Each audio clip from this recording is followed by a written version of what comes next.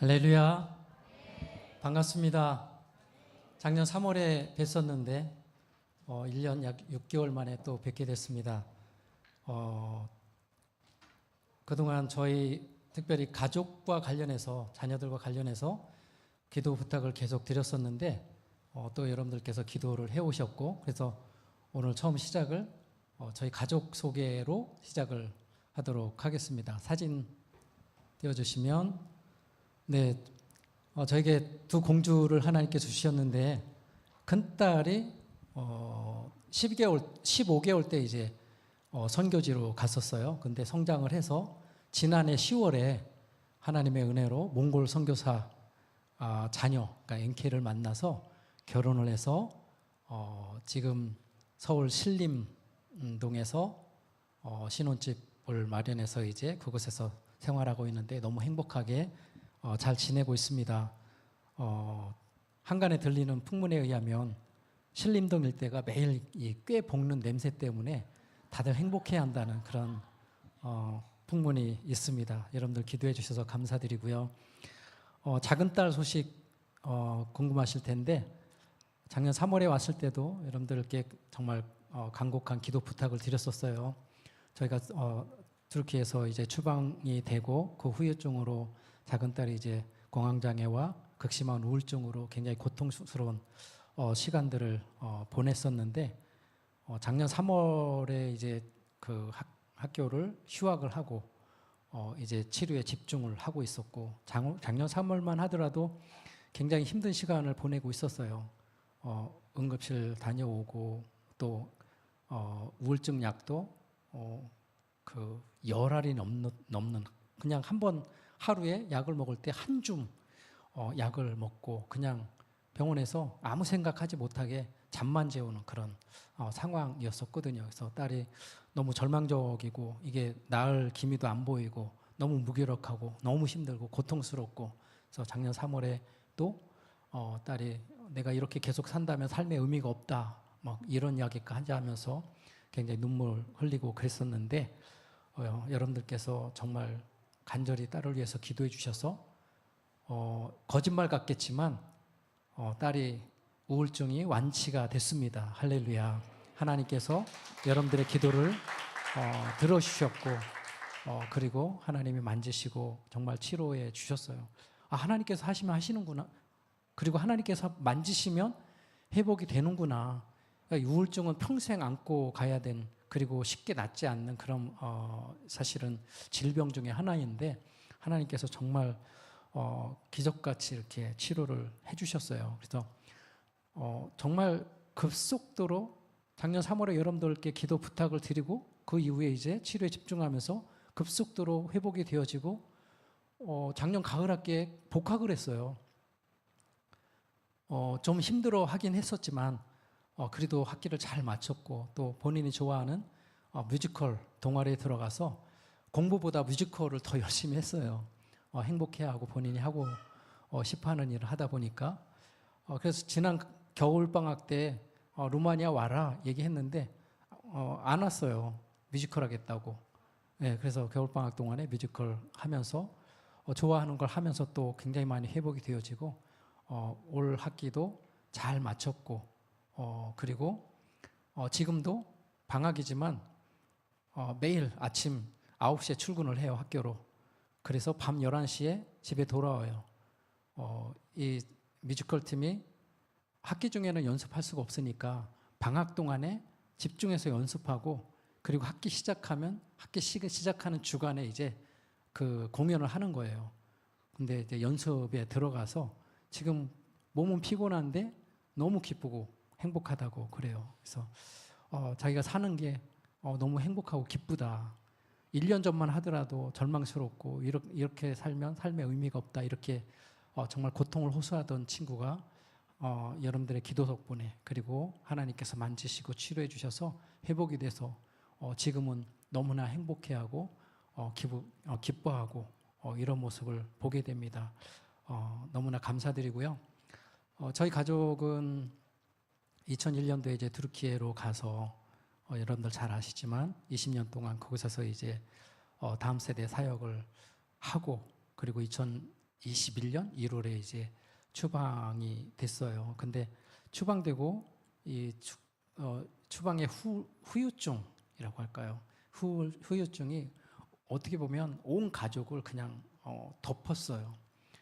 특히 이제 저희도 추방에 대한 상처 그리고 충격으로 멘붕이 온 상태에서 둘째 딸이 이제 우울증으로 인해서 정말 극심한 고통을 경험을 하면서 저는 그런 표현을 해요.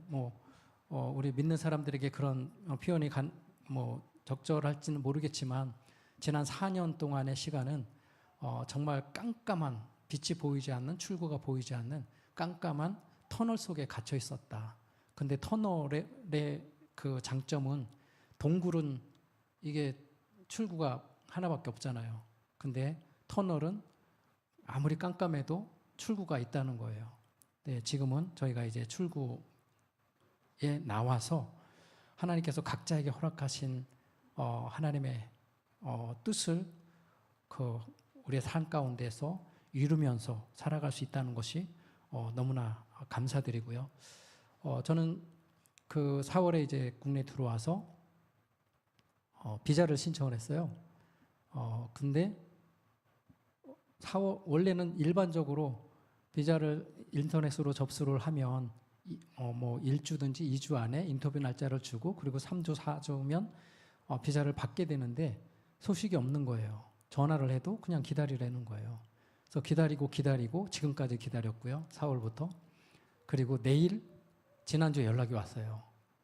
공교롭게도 목사님 오늘 설교 부탁을 해주셔서 제가 이 자리에 왔는데 지난주에 루마니아 대사관에서 연락이 왔어요.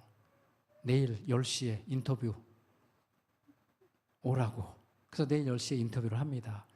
특별한 인터뷰는 서류 점검하는 거 외에는 다른 거는 없고 특별한 일 없으면 이제 3주 내지는 4주 안에 비자를 받게 돼서 다시 이제 루마니아로 들어가게 됩니다. 저희 부부가 아내는 거의 이제 그 둘째 딸 때문에 국내에 있었고 저는 이제 홀로 선교지에 있었는데 이런 시간들이 너무나 힘들고 고통스럽고 참 그 말로 표현할 수 없을 정도로 힘든 시간들이었어요.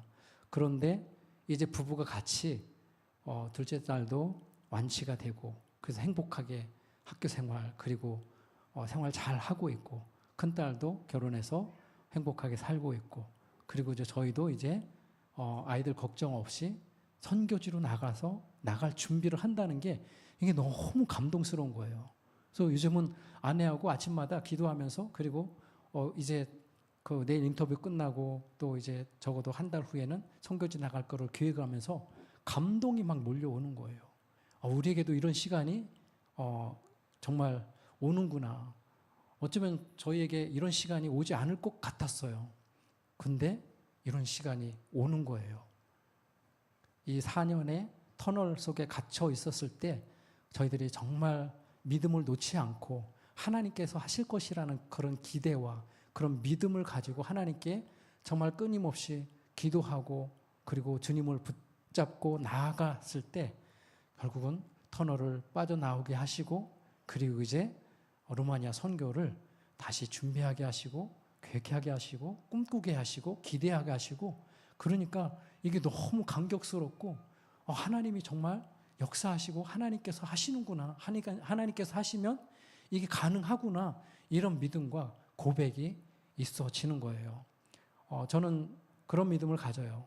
저희에게 정말 그 4년 동안의 고통스러운 시간이 있었지만 이 또한 하나님께서 우리에게 필요하시니까 주셨다는 앞에 이제 다음에 말씀 나누면서도 나누겠지만 하나님께서 명확하게 뜻을 가지고 저에게 이런 시간들을 주신 거예요. 그래서 우리가 고통스러운 시간 그리고 힘든 시간을 우리가 걸어갈 때 중요한 것은 믿음을 잃지 않는 것 그리고 주님의 손을 놓지 않는 것 그리고 주님을 기대하고 나갈 때 하나님께서 역사하시고 그 믿음 위에 하나님께서 일을 이루시는 줄로 믿습니다. 그리고 이 모든 것이 가능한 건 우리 큰 기쁨 교회 우리 성도들 그리고 모든 분들이 정말 저희를 위해서 그리고 우리 자녀들을 위해서 기도해 주시고 기도로 동역해 주시고 함께 해 주셨기 때문에 가능한 줄로 믿습니다. 하나님께서 여러분들의 기도를 들어주셨어요.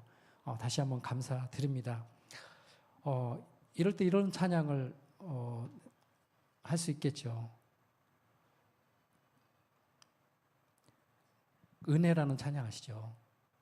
모든 것이 은혜, 은혜, 은혜, 한없는 은혜, 내 삶에 당연한 것 하나도 없었던 것은 모든 것이 은혜, 은혜였소. 고통스럽고 힘든 시간을 보낼 때는 이런 가사들이, 이런 고백이 사실은 다가오지 않아요. 그런데 하나님을 바라보고 그리고 이 순간들을 넘어섰을 때 정말 이 모든 순간들이 은혜였구나. 하나님께서 우리에게 은혜로 이 모든 시간을 주셨다는 그런 고백이 나오게 됩니다. 저는 지난해 에도 잠깐 말씀을 드렸는데 군복무 중에 성경을 공부하다가 성경 속에 역사하시는 살아계신 주님을 인격적으로 만났어요. 인격적으로 주님을 만나고 그리고 구원의 은혜에 대한 감격과 그 기쁨, 이 경험이 제 인생의 어떤 변곡점, 전환점이 될 수가 있었던 거예요. 그러면서 그 감격 속에서 제가 하나님께 기도하기 시작했어요. 하나님, 정말 이 감격을 내가 잃지 않고 또 이 감격을 모르는 사람들에게 이 복음을 전하는 삶을 살게 해주세요. 그리고 제가 기도했던 곳이 정말 복음 전해지지 않는 곳, 복음이 필요한 곳, 그리고 복음 전하기 힘든 곳으로 가서 복음을 전하는 삶을 살게 해주세요 라고 제가 기도를 했습니다. 전역 후에도 기도를 계속했고요. 그러다가 1989년, 여기 많은 분들이 그때 세상에 없었을 것 같아요. 1989년 어느 날 하나님께서 저를 중동 이슬람권, 정말 복음의 가장 적대적인 이슬람권 선교사로 부르신 거예요. 그 당시에는 이슬람이 뭔지도 잘 몰랐었고 중동 이슬람권이 이슬람 국가인지도 몰랐고 그랬는데 하나님께서 부르시는 거예요. 근데 하나님 부르시니까 제가 가겠습니다. 그렇게 고백을 드리고 그리고 준비했을 때 약 12년 정도 준비하고 2001년 5월에 인구의 99.8%가 이슬람을 믿는 튀르키예로 하나님께서 저희를 보내주셨습니다. 20년 동안 열심히 사역을 했는데요. 저는 사실은 튀르키예에서 평생 사역하는 것이 그게 하나님의 뜻이고 저를 향한 하나님의 부르심이라고 믿고 그렇게 갔어요. 그런데 20년 만에 장렬하게 추방을 당한 거예요. 선교사로 부르신 것이 하나님의 뜻이고 튀르키예로 저를 부르신 것 또한 하나님의 부르심이고 뜻이라고 생각해서 평생 튀르키예에서 선교 사역을 하는 것이 그것이 나의 소명이고 그 하나님의 뜻이라고 그렇게 믿고 그래서 정말 누구보다도 열심히 선교 사역을 했는데 20년 만에 추방을 당한 거예요. 그것도 영구 추방이 돼서 튀르키예에 저희는 들어갈 수가 없어요. 와, 이건 뭐지? 추방된 이후에 그래서 한동안 이렇게 멘붕이 온 거예요. 그때 멘붕이 왔던 이유 중에 하나가, 그러니까 제 마음을 가장 힘들게 했던 이유 중에 하나가 추방을 허락하신 이 상황을 하나님이 허락을 하신 거잖아요. 그죠?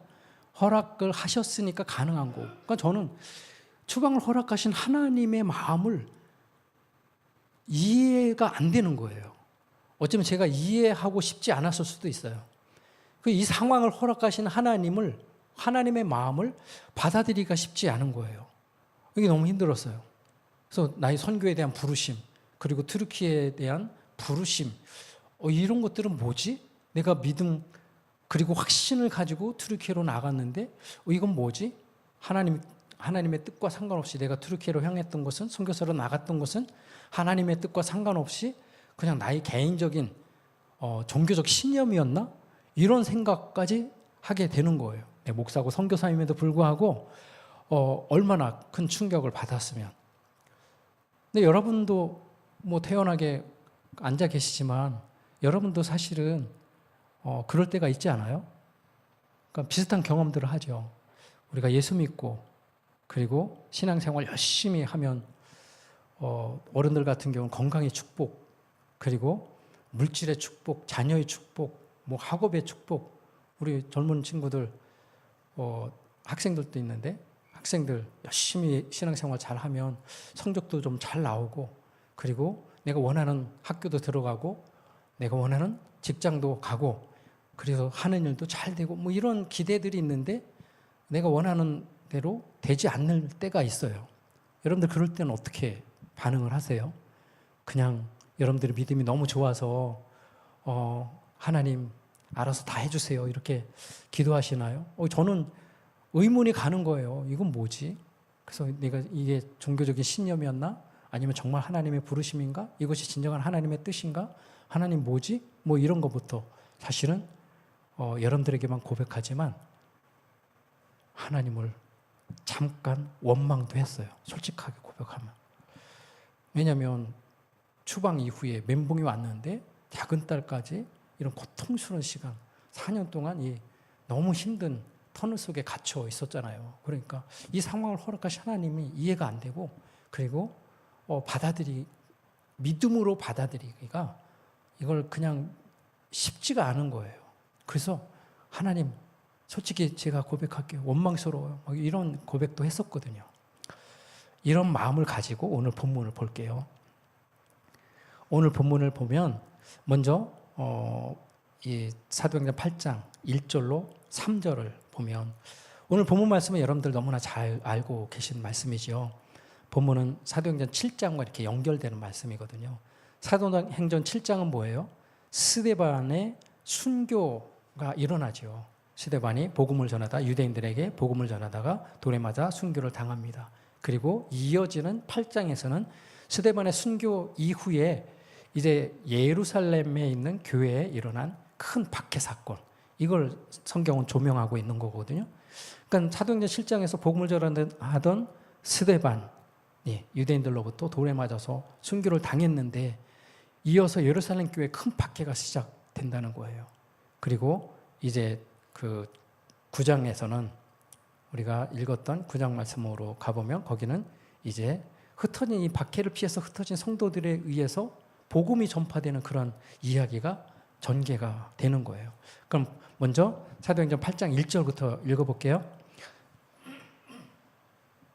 사울은 그가 죽임 당함을 마땅히 여기더라. 여기서 그가는 누구예요? 스데반이죠. 그리고 그날에 예루살렘에 있는 교회에 큰 박해가 있어 사도 외에는 다 유대와 사마리아 모든 땅으로 흩어지니라. 3절로 가보시면 사울이 교회를 잔멸할세 각 집에 들어가 남녀를 끌어다가 옥에 넘기니라. 여러분들 잘 알고 계시지만 여기서 사울은 우리가 잘 아는 사도 바울이죠. 사도 바울의 그 히브리어 이름이에요. 지금 사도 바울은, 그러니까 사울은 뭐예요? 예수님을 만나기 이전이죠.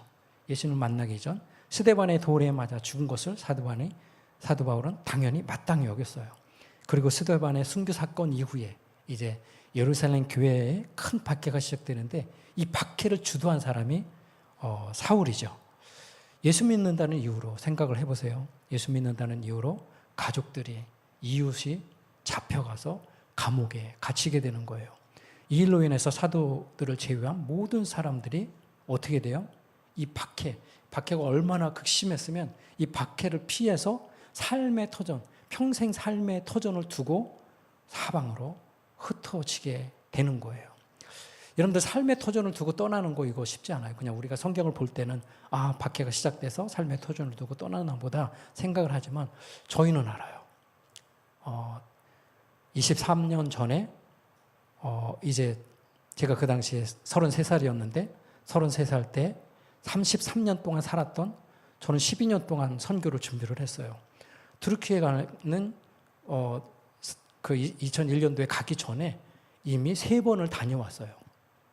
그리고 투르키에 관련해서는 나름대로 잘 준비되어 있는 사람이라고 생각을 했어요.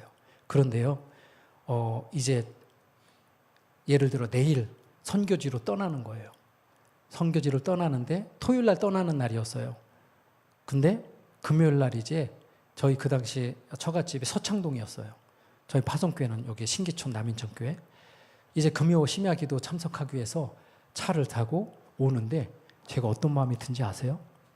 갑자기 두려움이 막 몰려오면서 차 타고 가다가 이 차가 사고 났으면 좋겠어요. 이해 잘 안 되세요? 이 차 가다가 교회 가다가 사고가 나서 내일 비행기 안 탔으면 좋겠는 거예요. 저는 89년도에 선교사로 준비하고 그리고 12년 동안 저는 여러 선교단체에서 훈련을 받으면서 그리고 그 당시에 이슬람의 대가라고 하는 전재욱 박사님이나 공일주 박사님 이런 분들 제자로 그분들 밑에서 이슬람을 공부하고 그리고 연구하고 그러면서 이슬람을 배우고 터키 3번씩 다녀오면서 터키 관련한 논문도 쓰고 그러면서 나름대로 잘 준비된 선교사라고 생각을 했어요. 그래서 터키에 대한 두려움이 없었어요. 근데 선교지로 막상 나가려고 하니까 두려운 거예요. 삶의 터전을 두고 새로운 곳으로 가려고 하니까 그런 두려움이 생겨서 이 차가 사고가 나서 내일 선교지에 가지 않았으면 좋겠는 거예요. 이제 이해가 되세요? 그런데요, 20년 동안 사역하고 또 추방이 돼서 짐을 정리하는데 있잖아요.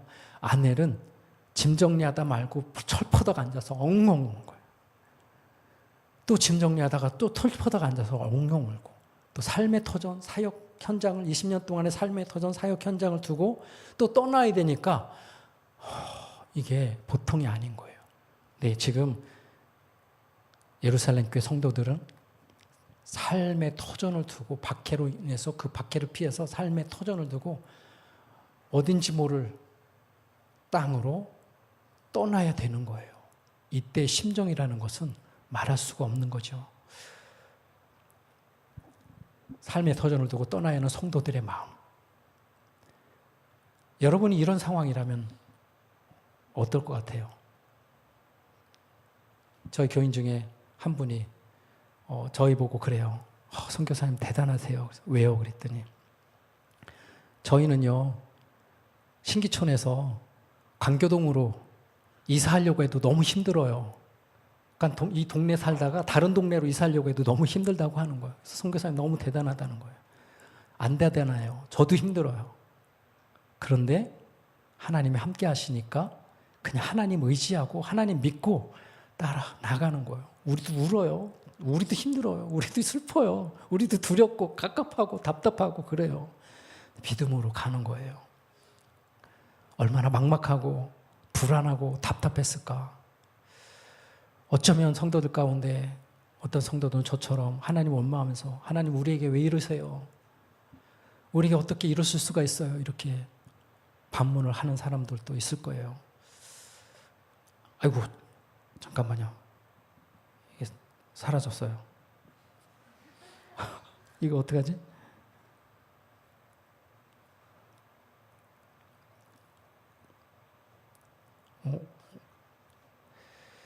근데 여러분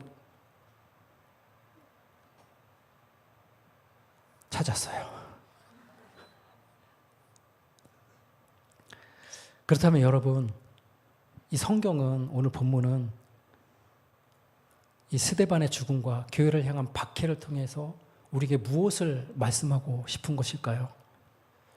성경은 교회를 향한 박해 그리고 박해를 피해 삶의 터전을 두고 떠나야 하는 성도들의 힘겨운 삶을 보여주면서 오늘을 살아가는 저와 여러분에게 무엇을 말씀하고 싶은 것일까요? 오늘 사도행전 8장 4절 그리고 11장 19절로 21절 보실까요? 사도행전 8장 4절을 보면 그 흩어진 사람들이 두루 다니며 복음의 말씀을 전할세. 11장 19절 보면 그때 스데반의 일로 일어난 환난으로 말미암아 흩어진 자들이 베니게와 구브로와 안디옥까지 이르러 유대인에게만 말씀을 전하는데 처음에는 유대인에게만 전했거든요. 근데 20절에 가보세요. 그 중에 구브로와 구레네 몇 사람이 안디옥에 이르러 헬라인에게도 말하여 주 예수를 전파하니 주의 손이 그들과 함께 하심에 수많은 사람들이 믿고 주께 돌아오더라. 여러분 무슨 말이에요? 박해를 피해 흩어진 성도들이 뭐 있다는 거예요? 삶의 현실은 막막하고 답답했지만 삶의 현실을 탓하거나 단식하며 원망하지 않고 허락하신 삶의 자리에서 복음의 말씀, 예수님의 복음을 전했다는 거예요. 삶의 현실은 두렵고 그리고 막막하지만 흩어진 곳에서 복음을 전했다는 거예요. 그리고 박해를 피해 흩어진 성도들이 전한 그 복음, 오늘 예루살렘 교회에 임한 박해, 그리고 그 박해를 피해 흩어진 성도들이 전한 그 복음이 어떻게 됐어요? 이 복음이 이방 땅에 전해지고 교회가 세워지고 수아시아를 넘어서 전 유럽에 전해지고 아메리카로 전해지고 140년에 어디로? 우리 대한민국에 복음이 전해진 거예요. 여러분 아세요? 올해 개신교, 우리 한국 개신교 선교 140주년이 되는 해요. 1885년 4월 5일 부활절이죠. 아펜젤로 목사님, 원도우드 목사님, 이 선교사님 두 분이 제물포항에 첫 발을 디딤으로 한국 땅에 복음이 전파됐습니다. 우리나라에 복음이 들어와서 교회가 성장하고 전 세계 선교사들을 보내기까지 여러분 수많은 박해와 순교의 피가 쌓였다는 거 여러분들 잘 아시죠? 저희가 20년 동안 사역했던 트르키예 인구의 99.8%가 이슬람을 믿는 그런 나라입니다. 트르키에서 그리고 이슬람 땅에서 복음을 전한다는 것은 때로는 목숨의 위협을, 그러니까 생명의 위협을 감수해야 합니다. 몇 년 전에 트르키의 말라티아라는 도시에서는 독일인 선교사님과 그리고 현지인 목사님 두 분이 무슬림들에 의해서 잔혹하게 살해당했습니다. 5사람에 의해서 살해당했는데 이 5사람들은 이분들이 복음을 전하고 그리고 성경 공부를 함께 하던 사람들이에요. 이 사람들이 의도적으로 접근을 해서 그리고 살해를 한 거죠. 그리고 몇 년 전에 또 남동부 지역에서는 한국인 선교사님이 살해를 당하는 사건이 있었죠. 이처럼 이슬람권에서는 복음 전하다가 순교하고 모욕을 당하고 매를 맞는 것, 이런 것들은 어쩌면 기본적인 일들이죠. 그리고 추방을 당해서 삶의 터전을 두고 저희 부부처럼 선교지를, 사역 현장을 삶의 터전을 두고 떠나야 되는 그런 선교사님들이 많습니다. 여러분들 이런 상황들을 들으면 어때요? 안타깝고 답답하죠. 복음을 거부하고 예수 그리스도를 대적하는 무슬림들, 선교사들을 박해하고 그리고 복음을 거부하는 사람들, 순교를 당하고 매를 맞고 이런 일들 굉장히 곳곳에서 일어납니다. 예수 그리스도를 대적하고 복음을 거부하는 사람들의 이러한 반응들을 보면서 저도 안타깝고 때로는 마음이 아픕니다. 또 한편 이런 그 안타까운 마음과 함께 한편으로는 또 감사한 마음이 그리고 은혜를 경험하게 돼요. 여러분들 어떤 은혜인지 아십니까?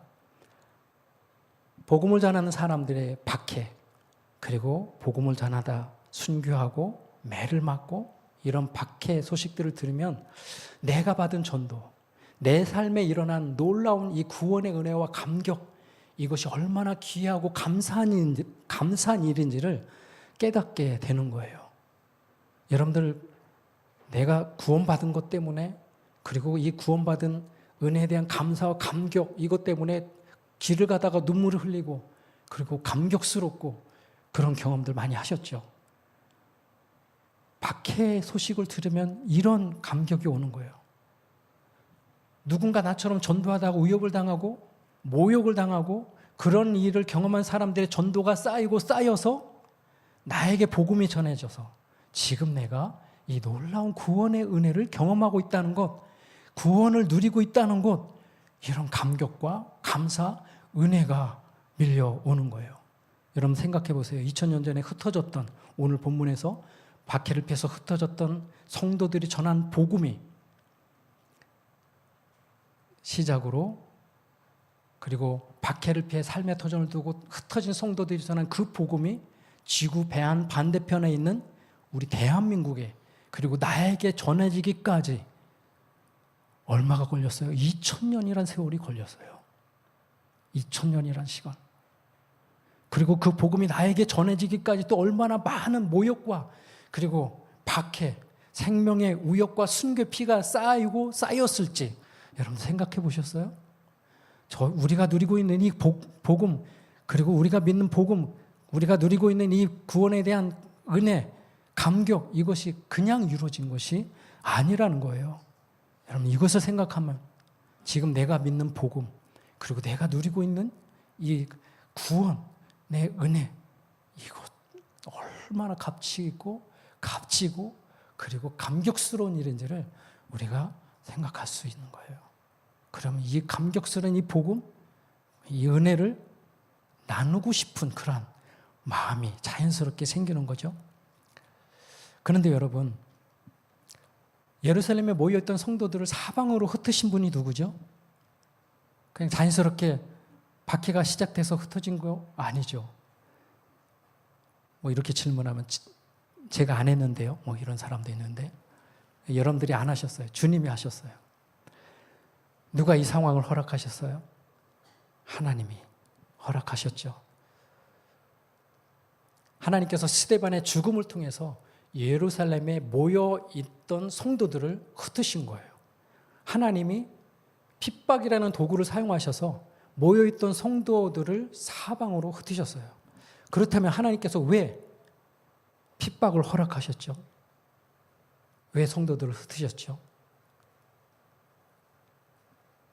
예루살렘에 머물러 있던 복음, 이 복음을 사방으로 증거하게 하기 위해서, 복음 전파를 위해서 이 핍박을 사용을 하신 거예요. 핍박은 고통스럽죠. 어려운 일이죠. 그죠? 그런데 이 복음의 확장을 위해서 하나님께서 이 핍박을 사용하신 거예요. 성도들을 흩으신 거예요. 다시 말하면 이 상황을 허락하신 분이 하나님이라는 거죠. 하나님께서 복음의 확산, 복음의 전파를 위해서 핍박을 허락하셨고 핍박을 피해 흩어진 성도들의 삶에 복음을 담아서 복음의 확장을 이루어 가신 줄로 믿습니다. 여러분 오늘 본문은 우리에게 무엇을 말하고 싶은 거예요?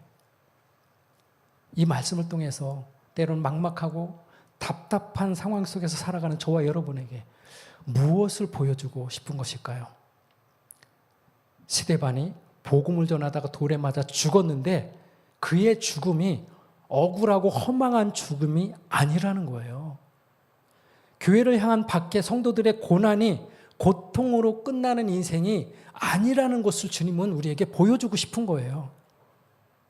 하나님께서 복음을 전하다 순교한 스데반의 삶에 그의 순교의 피에 복음을 담아서 어떻게 복음을 확장해 가시는가를 주님이 우리에게 보여주고 싶으신 거예요.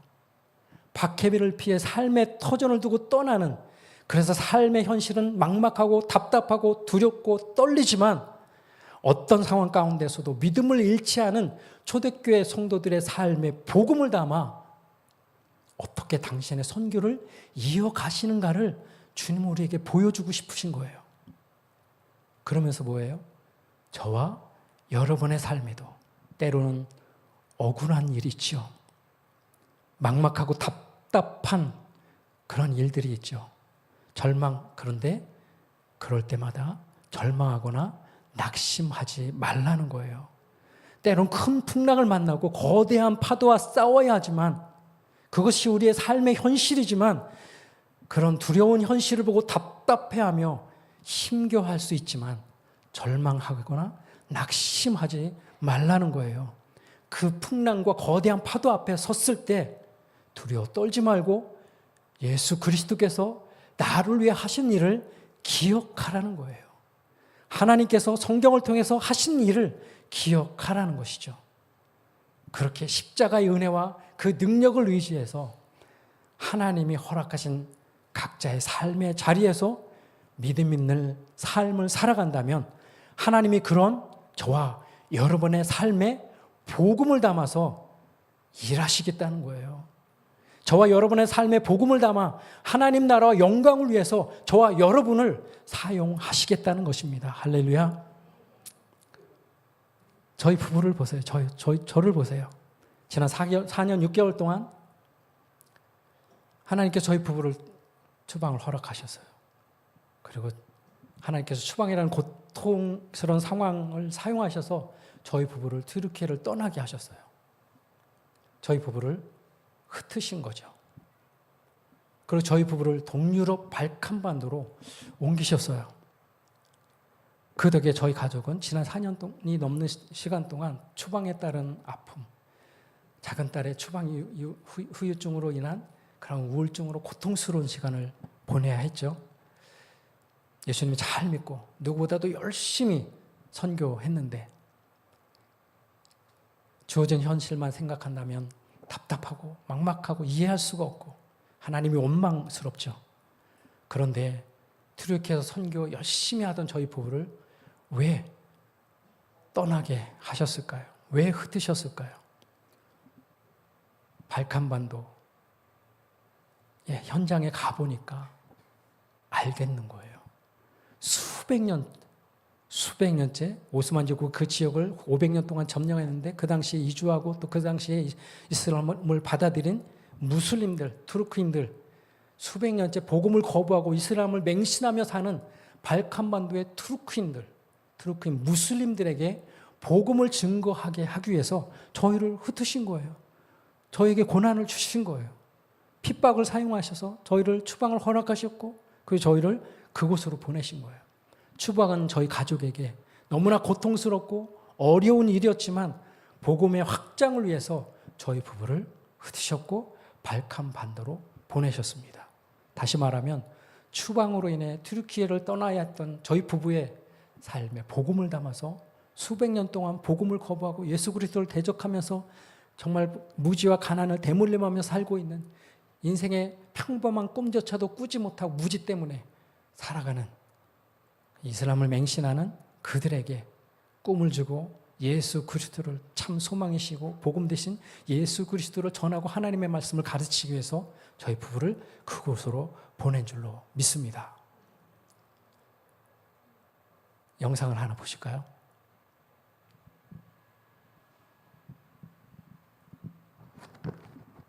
살고 있는 터키 무슬림들은 이 지역에 살고 있는 신앙을 맹신함들은 오랫동안 이슬람 신앙을 맹신하며 자녀들 학교에도 보내지 않은 채 무지와 가난을 대물림하며 최극빈층으로 살아가고 있습니다. 이들에게 필요한 것은 크게 세 가지입니다. 첫째는 양식입니다. 둘째는 교육입니다. 그리고 세 번째는 복음입니다.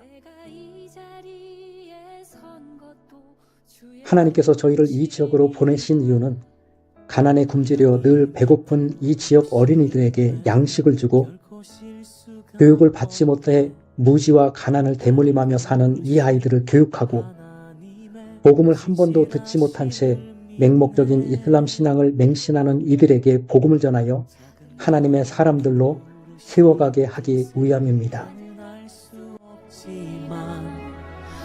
오직 감사와 순종으로 주의 길을 가리라. 때론 내가 연약해져도 주님 날 도우시니 주의 놀라운 그 계획을 나는 믿으며 살리. 날 부르신 뜻 내 생각보다 크고 날 향한 계획 나의 지혜로 증량 못하나 가장 좋은 길로 가장 완전한 길로 오늘도 날 이끄심이네.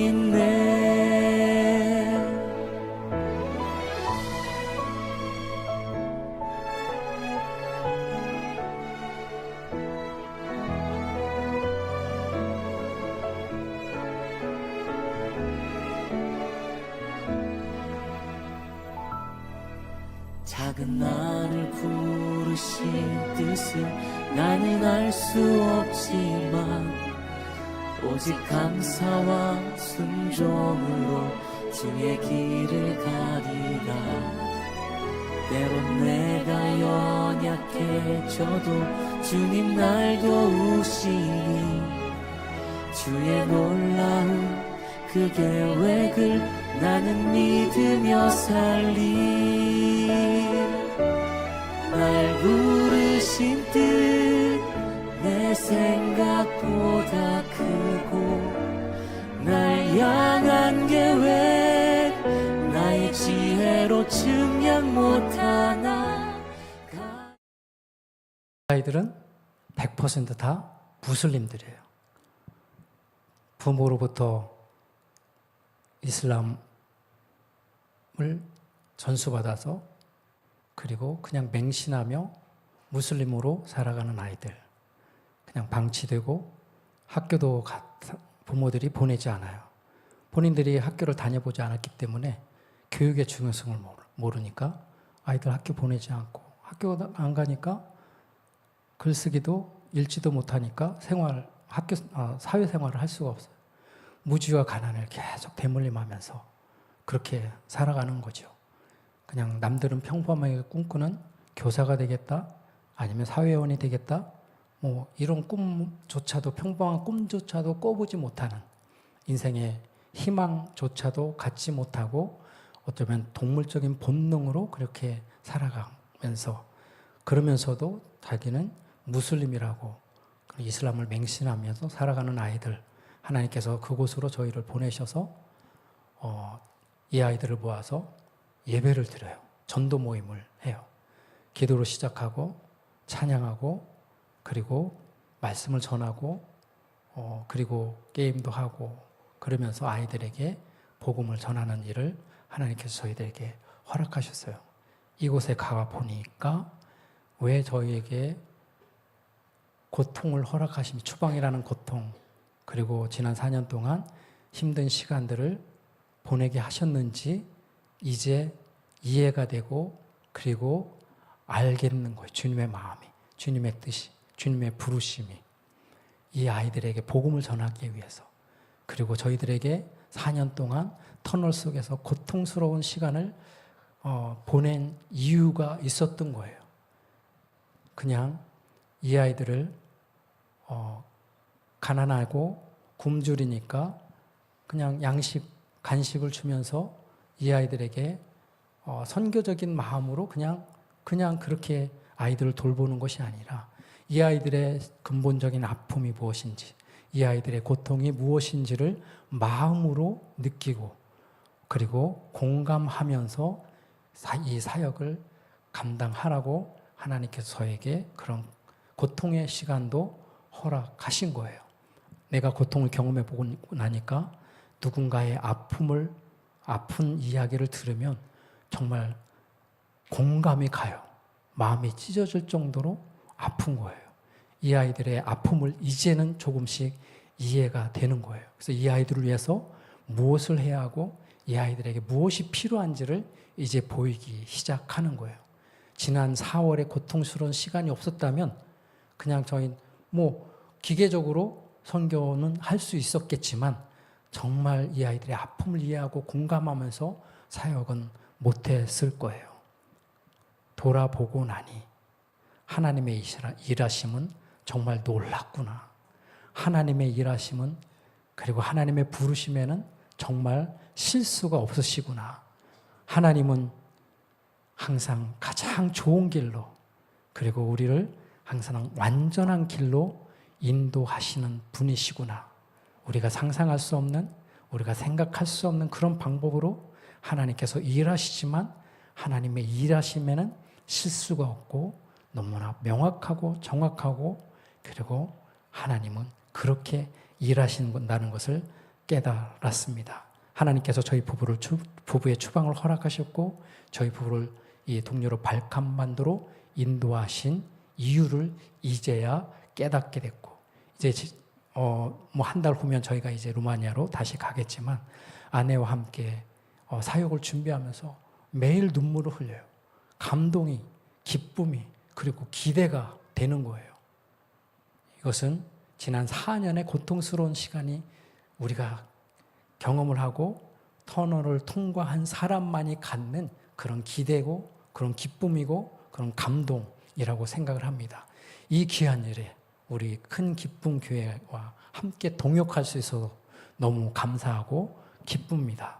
목사님께도 말씀드렸지만 언젠가 발칸반도로 투르크 무슬림 어린이 사역을 위해서 여러분들을 초대합니다. 할렐루야. 사랑하는 여러분, 우리가 살아갈 때 때로는 내가 원하지 않는 일을 해야 할 때가 있습니다. 때로는 이해하기 힘든 일들을 만나기도 합니다. 살다 보면 삶의 현장에서 거친 풍랑을 만나고 거대한 파도와 싸워야 하는 고통스러운 순간들도 있습니다. 그런 상황에서 거친 풍랑과 파도를 보고 불평하거나 두려워하거나 낙심하지 마시기 바랍니다. 예수님께서 나를 위해 하신 일들을 기억하시기 바랍니다. 그리고 하루하루 우리 각자에게 하나님이 허락하신 삶의 자리에서 믿음 있는 삶, 그리고 복음을 우리 삶으로 살아내다면 하나님께서 초대교회 성도들의 삶에 복음을 담아 하나님의 선교를 이어가신 것처럼 저와 여러분의 삶에도 복음을 담아 하나님 나라와 영광을 위해 저와 여러분을 사용하실 줄로 믿습니다. 저와 여러분의 삶에 복음을 담아 당신의 선교를 완성해 가실 줄로 믿습니다. 하나님께서 저와 여러분의 삶에 그리고 우리 큰 기쁨 교회 복음을 담아 열방에 복음을 전하는 귀한 일을 이루어 가실 줄로 믿습니다. 우리 찬양하고 기도했으면 좋겠는데요. 찬송가 595장 나 맡은 본부는, 제가 얼마 전에 그냥 이 찬양은 그 임직 예배 때 많이 부르는 찬양이잖아요. 그죠? 그래서 집사직분, 권사직분 잘 감당하라고, 그래서 나 맡은 본분을 기계적으로 부르는 그러한 임직용 찬양인데, 얼마 전에 이 찬양을 부르는데 제가 너무 감격스러운 거예요. 이 가사가 그냥 그 제 마음에 막 박히는 거예요. 1절 가사를 볼까요? 나 맡은 본분은 구주를 높이고. 여러분, 저와 여러분이 맡은 본분이 뭐예요? 매일 삶에서 주님을 높여드리는 거죠. 그죠? 그리고 또 하나가 뭐예요? 문영혼 구원 얻도록 우리가 살아드리는 것. 그래서 나 맡은 본분은 구주를 높이고 문영혼 구원 얻도록 잘 인도함이라. 우리가 정말 이 찬양 가사를 그냥 기계적으로가 아니라 가사를 생각하면서 정말 하나님 앞에 다짐하고 결단하는 마음으로 이 찬양을 부르고, 하나님, 제가 날마다 정말 주님을 높여드리는 삶을 살겠습니다. 그리고 정말 문영혼 구원 얻도록, 그들이 주님께로 돌아오도록 인도하는 삶을 살겠습니다. 이렇게 헌신하며 결단하며 우리가 기도하며 나갔으면 좋겠습니다.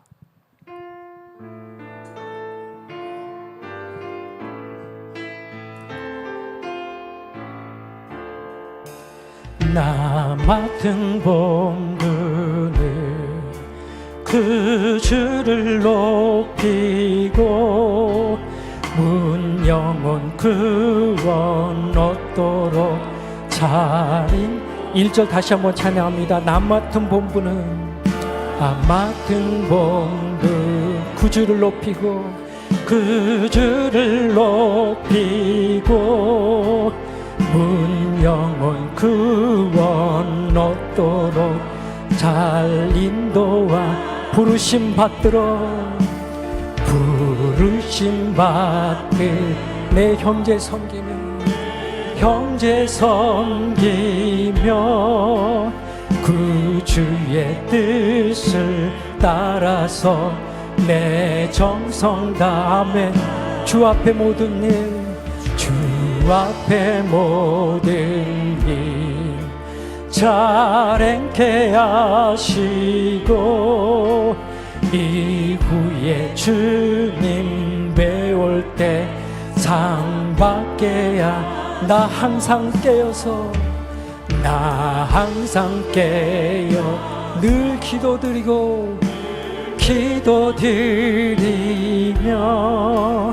내 믿음 변치 않도록 날 도와. 나 항상 깨어서, 나 항상 깨어서 늘 기도드리며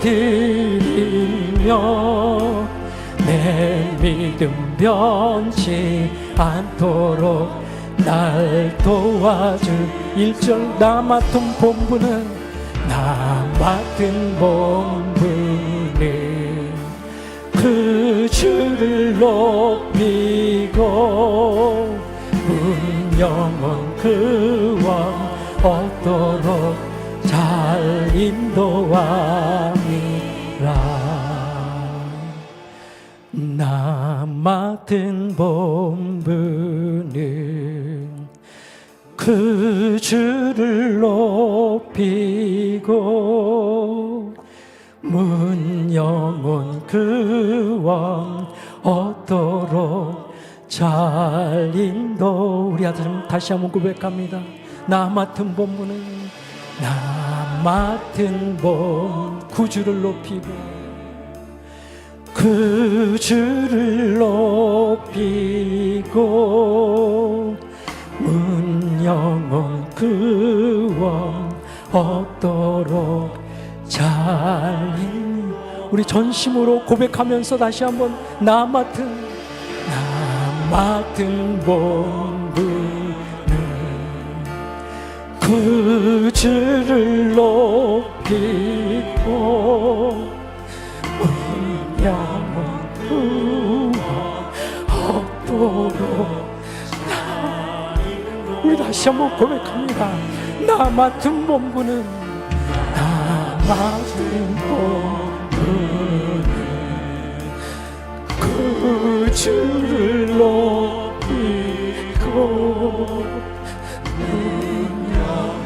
그 왕 얻도록 날 인도. 4절. 나 항상 깨어서, 나 항상 깨어서 늘 기도드리며 내 믿음 변치 않도록 날 도와주사.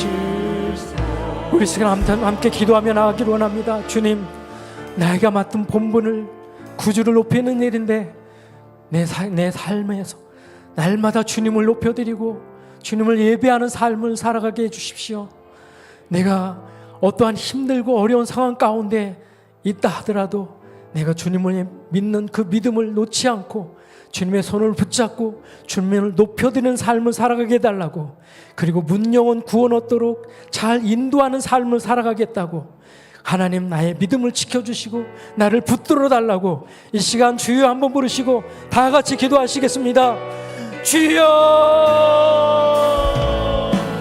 살아계신